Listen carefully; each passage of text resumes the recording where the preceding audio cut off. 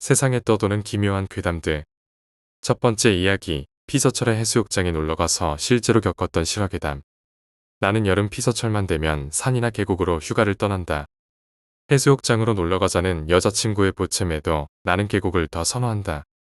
왜냐하면 몇 년 전 나는 해수욕장에서 너무도 이상하고 생생한 체험을 했기 때문이다. 그때도 지금처럼 더웠다.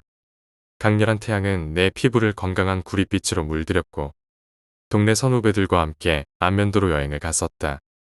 그중 한 명이 승합차를 가지고 왔던 덕분에 우리 여섯은 편안하게 안면도에 있는 펜션까지 도착할 수 있었고 시원한 갈매기 울음소리와 함께 목청이 터져라 소리를 질러댔다. 모두가 들떴었기 때문에 창피하지 않았다. 우리가 묵었던 펜션 근처에는 2개의 해수욕장이 있었다. 사람도 많고 조개구이 집도 많은 큰 해수욕장과 사람도 적고 펜션 하나와 텐트촌밖에 없는 작은 해수욕장이 가운데 낮은 바위산으로 갈라져 있었다. 우리 펜션은 작은 해수욕장을 정면으로 바라보는 곳에 위치했고 우리 방에서는 바다가 바로 보였기 때문에 경치도 아름다웠다. 싼 가격의 펜션을 알아본 한 동생에게 칭찬이 쏟아졌다. 옆에 큰 해수욕장으로 가려면 5분가량 걸어야 했지만 우리는 너무 붐비지도 시끄럽지도 않은 그곳이 좋았다. 짐을 풀고 한바탕 바닷물에 몸도 담갔던 우리는 허기가 져서 바베큐 파티를 열기 위해 펜션으로 돌아왔다. 어느새 해가 뉘엿뉘엿지고 있었다. 가득 배를 채운 우리는 술과 함께 이야기를 나누며 껄껄대고 뒹굴며 시간을 보냈다. 자정이 조금 넘은 시각 하루를 급하게 달렸던 우리는 하나같이 피로감을 느꼈다. 하나둘 방으로 들어가고 나와 막내만이 거실에 남아 아쉬운 듯 다 식은 고기로 잔을 기울이고 있었다. 그때 창밖으로 뭔가 이상한 모습을 발견했다. 어둡기도 했지만 밤이 늦어서 불꽃놀이족들도 모두 집으로 돌아갔을 시간에 검은 사람 실루엣 하나가 해수욕장에 서 있는 것이었다. 나는 막내에게 쟤는 아직도 힘이 나는갑다. 막내는 내 말을 듣고 그쪽을 한참 주시하더니 진짜네요. 이 밤에 혼자서 뭐하는 거지? 우리 둘은 다시 술을 한잔했다. 그러다가 다시 해수욕장 쪽으로 눈길이 갔다. 그런데 아까 그 실루엣이 바다에 몸을 담그고 있는 것이 아닌가. 이미 허리까지 찬 듯했다. 나는 노파심에 뭐지? 자살하려는 건 아니겠지? 라고 하며 막내의 표정을 살폈다. 막내는 내 말을 듣고 시선을 해수욕장으로 돌렸다. 잠시 후 형님 계속 천천히 들어가고 있어요. 어떡하죠? 나는 막내의 말에 확신을 가질 수 없었으나 가슴까지 물에 잠긴 실루엣을 보고 우선 나가서 동태를 살펴야겠다는 생각이 들었다. 내가 앞장서서 핸드폰으로 라이트를 켜고 해수욕장으로 향했다. 혹시 몰라 발걸음을 서둘렀다. 그리고 해수욕장에 다다랐을 때 그 실루엣이 조금 더 분명하게 보였다. 가늘고 마른 듯한 체형에 꽤 긴 생머리를 가진 걸로 봐서 여자임이 분명했다. 저기요. 밤이라 위험하니까 빨리 나오세요. 라고 뒤따라온 막내가 소리쳤지만 실루엣은 반응이 없었다. 그래서 이번엔 내가 외쳤다. 빨리 안 나오면 가서 끌고 나올 겁니다. 동시에 슬리퍼를 신은 발을 물에 담갔다. 그러자 실루엣이 반응을 보였다. 살짝 고개를 돌려 나를 쳐다보는 그 실루엣에 얼굴은 창백하기 그지없었다. 순간 흠칫 놀란 나는 한 걸음 뒷걸음질 치고 말았다. 그리고 사람이 아니라는 예감이 들었다. 그래서 막내에게 물러서라고 말하고 정체 모를 그 실루엣에게 말을 건넸다. 사람이면 뒤돌아 나오고 귀신이면 제자리에서 빙글빙글 돌아라. 자신을 알아차렸다는 것을 깨달은 것일까? 그 실루엣은 제자리에서 빙글빙글 돌기 시작했다. 그 실루엣이 회전하고 있지만 물결은 잔잔하다는 것을 나는 깨달았다. 실루엣은 아침 해가 밝을 때까지 제자리에서 도는 걸 결코 멈추지 않았다. 두 번째 이야기, 2번의 말도 안 되는 경험. 지금도 믿지는 않고 우연이겠지라고만 생각하고 있다. 3년 전 이야기다. 당시 나는 해외에서 파견 근무를 하고 있었다. 누나가 결혼을 한다는 소식을 듣고 휴가를 내어 한국으로 잠깐 들어오게 되었고 누나의 결혼식이 끝나고 남은 시간은 친구들과 엄청나게 술을 마셨다. 오랜만에 만나서 그런지 새벽 4시경까지 술을 마셨다. 당시 친구들은 서울에 살고 있었고 나는 김포에 살고 있었다. 술자리가 끝나고 새벽이라 어쩔 수 없이 택시를 타고 귀가하게 되었고 나는 택시 기사님께 목적지를 이야기했다. 기사님께서는 지리를 너무 잘 알고 계셔서 나는 양해를 구하고 뒷자리에서 잠이 들었다. 다 왔는지 택시 기사님이 나를 깨웠고 나는 택시 요금을 드리기 위해 지갑을 열었다. 그리고는 요금판을 한번 보고 지갑에서 돈을 꺼내던 순간 창밖을 보았다. 내가 원하는 목적지가 아니고 어둡고 외진 곳이었다. 깜짝 놀라 주위를 살펴보니 그곳은 왕의 무덤이 있는 곳이었고 주변에는 무덤들이 가득한 무덤촌이었다. 밤에는 어둡기 때문에 그곳 지리를 잘 아는 사람이 아니면 무덤들이 있다는 걸 모를 터였다. 나는 너무 당황한 나머지 버릇없이 기사님께 장난하는 거냐며 소리를 질렀다. 참고로 말하자면 예전에는 서울 택시가 김포로 들어오면 빈차로 나가야 하니 5,000원씩을 더 달라고 했는데 지금은 법적으로 문제가 되어 달라고 할 수 없게 되었다. 나는 기사님이 택시비를 더 받기 위해 일부러 그런 거라 생각했다. 분명히 내가 가는 목적지를 잘 알고 계셨다고 말씀하셨는데 왜 여기에 세우시냐고 물었다. 그러자 택시 기사님은 내 말을 듣고 화를 내며 말했다. 지금 돈 몇천 원 때문에 내 나이에 자네에게 장난칠 것 같나? 분명 같이 탄 아가씨가 여기라고 했고 아가씨는 진작에 내렸다네. 그러니 택시비 내고 빨리 내려. 나는 그 말을 듣고 더 당황했다. 분명 혼자 탔는데 기사님은 아가씨가 내렸다고 하는 게 아닌가. 결국 목적지로 다시 가자고 했고 우리 집 앞에 도착해서 돈을 드리며 내가 혼자 탔다고 말했다. 택시 기사님도 황당해하는 표정이었다. 나는 택시 기사님이 무언가를 꾸민 것이라 생각하며 대수롭지 않게 넘겼다. 그러나 그 일이 있은 후로 택시를 타는 게 찝찝해졌다. 1년 후 파견 근무를 마치고 다시 한국으로 돌아왔다. 이번에도 친구들과 밤새 술을 마셨고 이번에는 내 자가용이 있었기에 대리기사를 불러 집으로 돌아가기로 했다. 대리기사님께 목적지를 이야기했더니 어딘지 어렴풋이 알겠지만 정확하지 않다고 하셔서 내비게이션에 집 주소를 찍어드리고 나는 보조석에서 잠이 들었다. 2, 30분쯤 지났을까? 기사님이 다급한 목소리로 나를 흔들어 깨웠다. 눈을 떴더니 그 자리는 1년 전에 택시 기사님이 나를 깨웠던 바로 그 자리였다. 순간 소름이 끼쳤다. 아저씨, 왜 그러세요?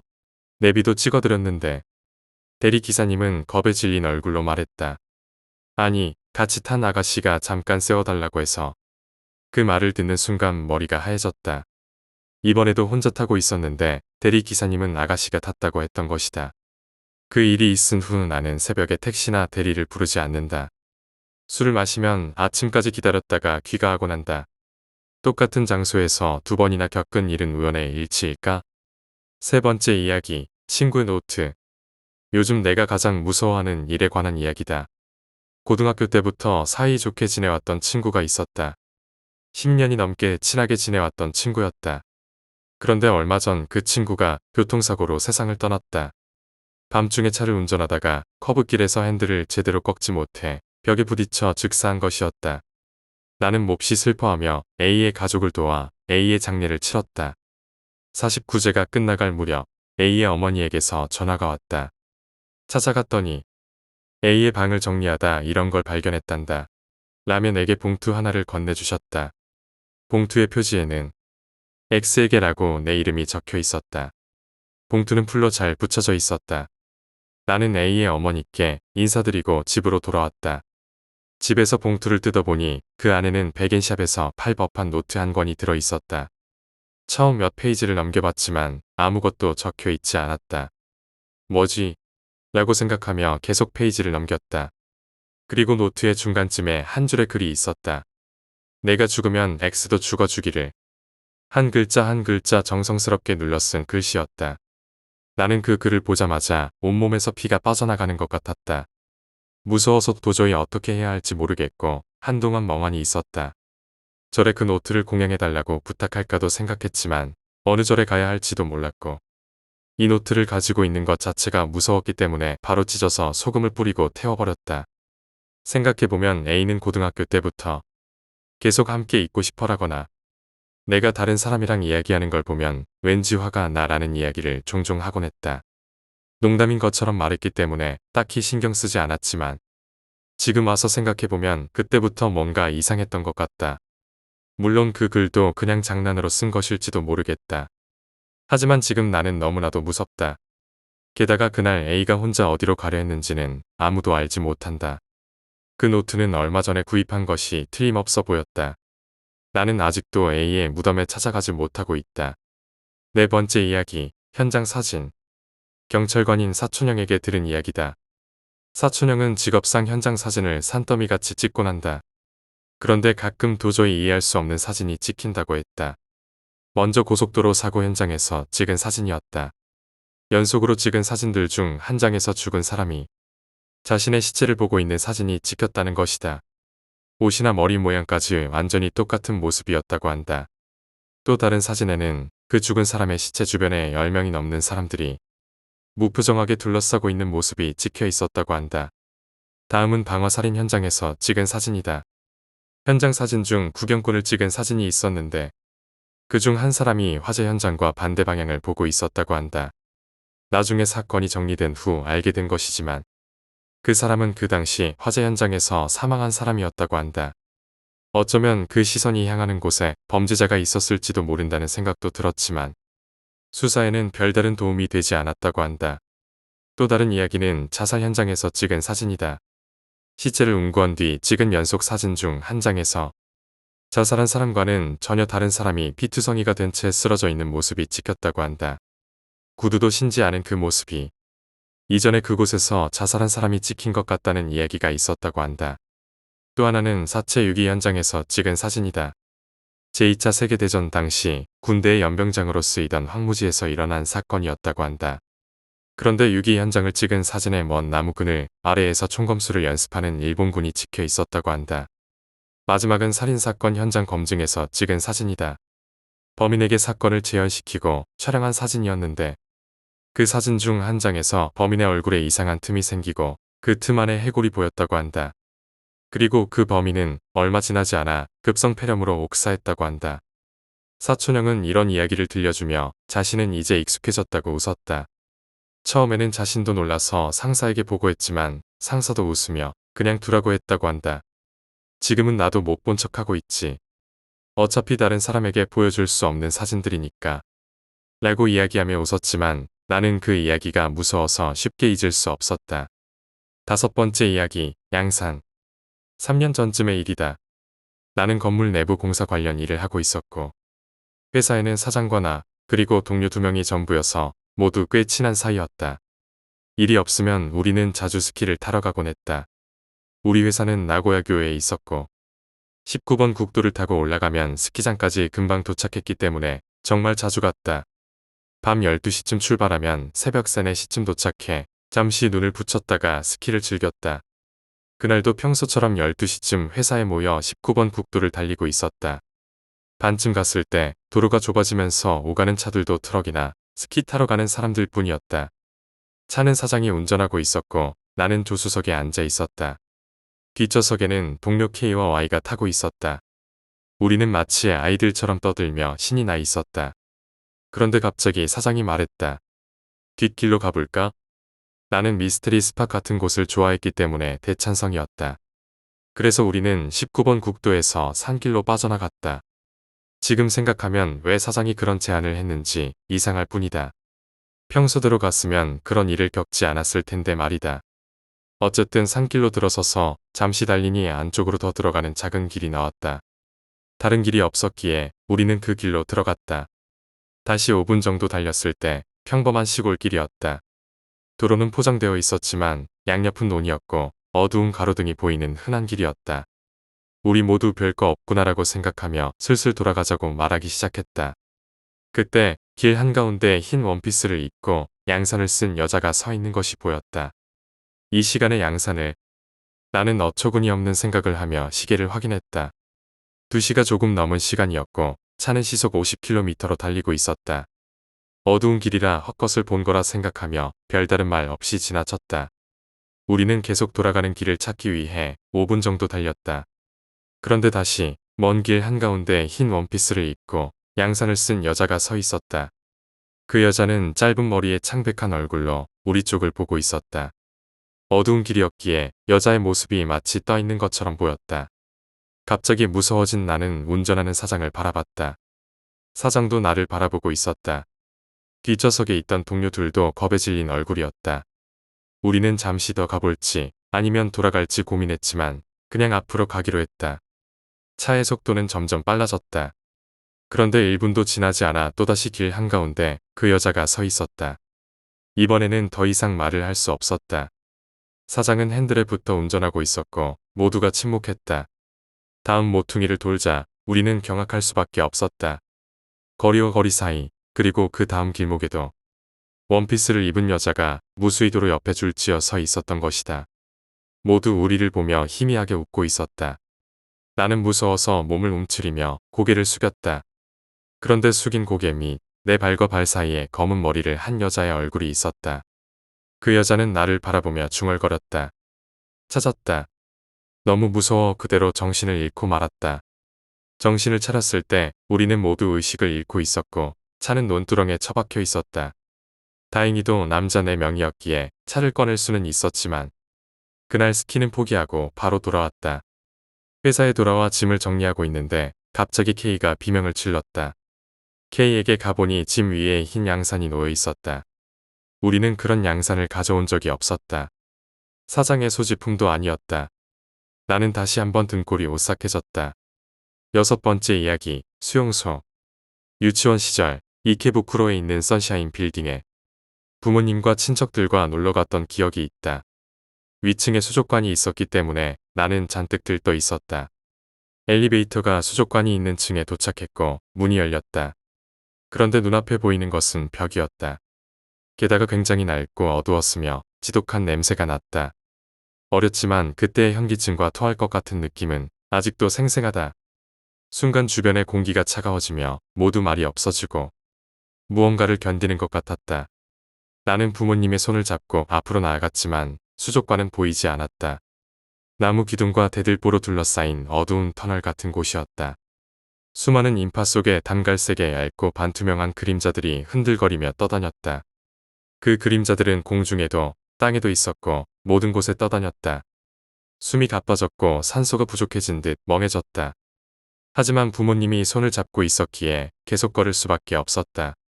안으로 들어갈수록 그림자들이 더 많아졌다. 지독한 냄새와 괴로움으로 입조차 열 수 없었다. 결국 나는 정신을 잃고 쓰러졌다. 이것이 내가 선샤인 빌딩에서 겪은 일이다. 부모님은 나를 수족관까지 데려갔는데 내가 쓰러지자 깜짝 놀라셨다고 한다. 그리고 나중에 알게 된 사실인데 그 빌딩이 있던 곳은 과거 스가모 프리즌, 전범 수용소가 있던 자리였다. 그 어두운 이미지를 불식시키기 위해 선샤인이라는 밝은 이름을 붙였다고 한다. 그곳에서 보았던 그림자들은 전쟁의 소용돌이에 휘말린 사람들의 원한 서린 영혼들이었을까? 7번째 이야기, 아버지는 사죄하고 싶으신 걸까? 지난달 아버지가 자살하셨다. 가족이나 친구들 모두 이유를 몰랐다. 거대한 빚 때문이라는 것만 알게 되었을 뿐이다. 그러나 우리 집은 빚을 질 만큼 가난하지 않았다. 그 빚은 왜, 무엇을 위해 빌렸는지도 아무도 알지 못한다. 어쩌면 아버지는 누군가에게 속았을지도 모른다. 그 사람에게 위협당해 어쩔 수 없이 자살을 택했을까? 아니면 보험금으로 빚을 갚으려는 생각이었을까? 결코 알 수 없는 일이다. 유서도 남기지 않으셨다. 아버지는 언제나 묵묵하고 말씀이 적으셨다. 그래서 모든 진실을 혼자 껴안고 돌아가신 것이다. 어머니는 6년 전에 돌아가셨고 남은 가족은 누나와 조부모님 뿐이다. 조부모님은 아버지의 죽음 이후 충격을 받아 치매 증상이 나타나셨다. 누나는 계속 울기만 한다. 나 역시 아버지의 시신을 발견한 후로 정신이 없었다. 아버지, 어째서요? 나는 가족과 친척들 앞에서는 밝은 척하려 했었다. 하지만 아버지의 영정 앞에서는 그저 흐느낄 수밖에 없었다. 화장이 시작되기 전에 아버지 영정 앞에는 꽃과 곡물이 쌓여 있었다. 많은 사람들이 아버지를 사랑했다는 증거였다. 그러나 다음 날 꽃들은 모두 고개를 숙였다. 시들지 않았지만 줄기가 꺾인 듯 모두 아래를 향하고 있었다. 그 다음 날에는 꽃들이 바닥에 떨어져 있었고 곡물들은 모두 물러 있었다. 양초는 금세 꺼지고 향은 붙이자마자 꺼져버렸다. 아버지의 영정도 세워두기만 하면 쓰러졌다. 아버지는 우리에게 사죄하고 싶은 것일까?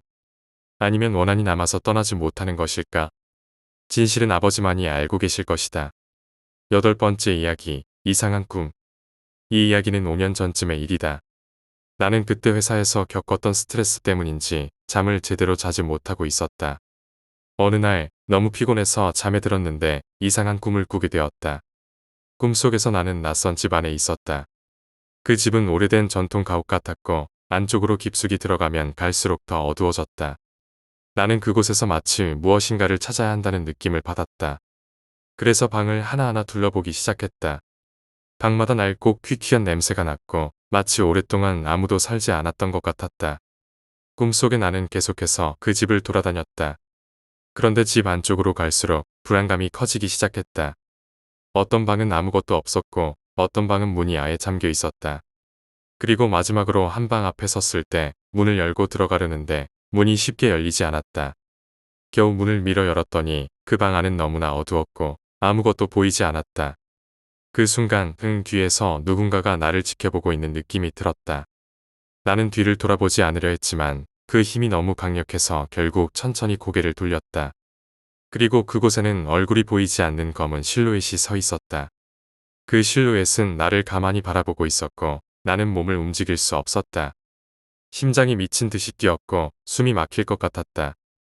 그때 실루엣이 천천히 나에게 다가오기 시작했다. 나는 도망치고 싶었지만 몸이 굳어버린 듯 움직일 수 없었다. 그 실루엣은 점점 더 가까워졌고 손을 뻗어 나를 잡으려는 순간 갑자기 나는 꿈에서 깨어났다. 하지만 눈을 떴을 때 나는 여전히 그 집에 있는 것처럼 느껴졌다. 숨은 가쁘고 이마에는 식은땀이 흘렀다. 꿈이었음을 깨닫고 안도했지만 그 느낌은 쉽게 사라지지 않았다. 이 꿈은 그 이후로도 몇 번 더 반복되었다. 꿈속에서 나는 언제나 그 집을 헤매고 있었고 실루엣은 나를 따라왔다. 매번 다른 방에서 시작되었지만 항상 마지막에는 그 어두운 방에서 실루엣과 마주쳤다. 그 실루엣은 나에게 아무 말도 하지 않았고 그저 나를 응시할 뿐이었다. 그리고 꿈에서 깨어나면 나는 항상 극도의 피로감에 시달렸다. 이 일이 계속되자 나는 점점 더 두려워졌다. 어느 날 나는 이 꿈이 너무 무서워서 한 친구에게 털어놓았다. 그 친구는 한동안 나의 이야기를 듣더니 자신의 가족 중에 무당이 있다고 말했다.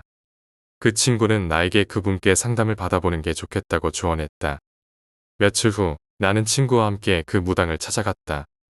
그분은 내 이야기를 듣고 나더니 조용히 눈을 감고 한참을 생각했다. 그리고는 나를 향해 말했다. 내 꿈속의 집은 내 마음속 깊은 곳에 있는 무언가를 나타내고 있다. 그 실루엣은 너 자신이지만 내가 그것을 받아들이지 않아서 계속 나타나는 것이다. 나는 그 말에 충격을 받았다. 그 실루엣이 나 자신이라는 것은 생각지도 못한 일이었다. 무당은 내가 그 꿈속에서 실루엣을 직면하고 그를 받아들여야 한다고 조언했다. 그것이 내 내면의 두려움이기 때문에 도망쳐서는 안 된다고 했다. 그날 이후로 나는 그 꿈을 다시 꾸었을 때 실루엣과 대면하기로 마음먹었다. 그리고 얼마 지나지 않아 나는 다시 그 꿈을 꾸게 되었다. 이번에도 나는 그 집안을 헤매다 마지막 방 앞에 서게 되었다. 하지만 이번에는 두려움을 억누르고 문을 열었다. 방 안에는 여전히 실루엣이 나를 기다리고 있었다. 나는 숨을 깊게 들이쉬고 그 실루엣에게 다가갔다. 실루엣은 나를 바라보고 있었고 나는 그에게 말을 걸었다. 너는 누구니? 그 순간 실루엣은 서서히 사라지기 시작했고 방 안은 점점 밝아졌다. 그리고 그 꿈은 그날 이후로 다시는 나타나지 않았다.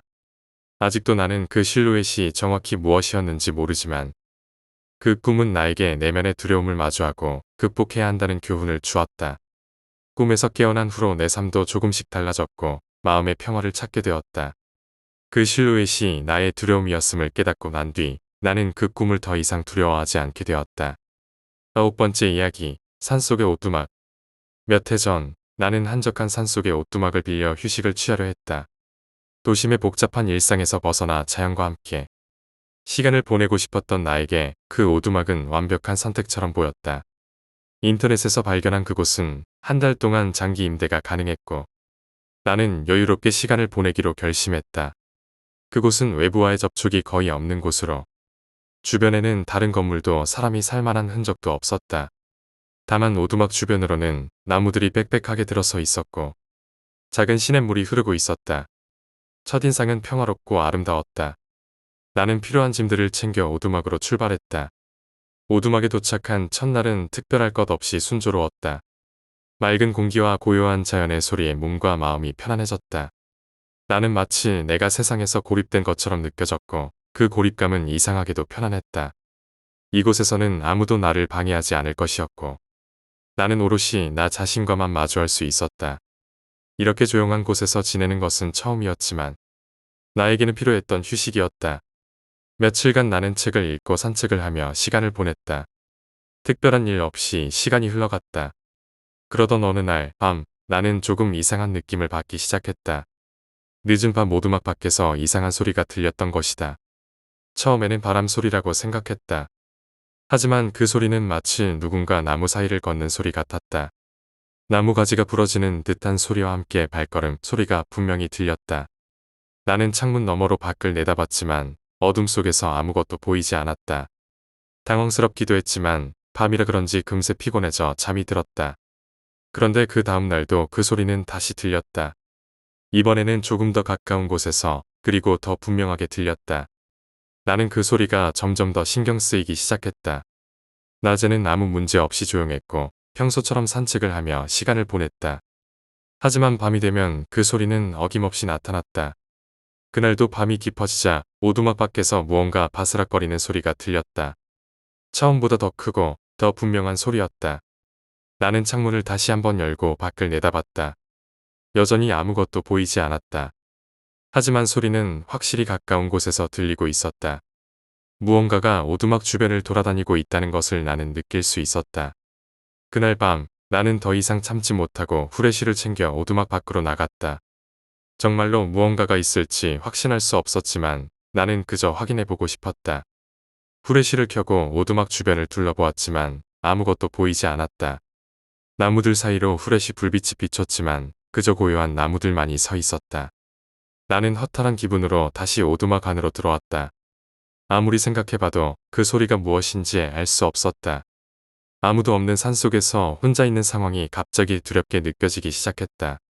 그날 밤 나는 창문을 잠그고 잠을 청했다. 다음 날 아침 나는 뭔가 달라진 것을 느꼈다. 오두막 문 앞에 이상한 발자국이 남아 있었던 것이다. 발자국은 분명 사람의 것이었다. 오두막 주변을 걷던 소리가 실제로 사람이었을 가능성이 있었다. 나는 그 발자국을 따라가 보았다. 발자국은 오두막 주변을 한 바퀴 돌고 있었다. 그리고 그 끝은 바로 오두막 뒤쪽으로 이어져 있었다.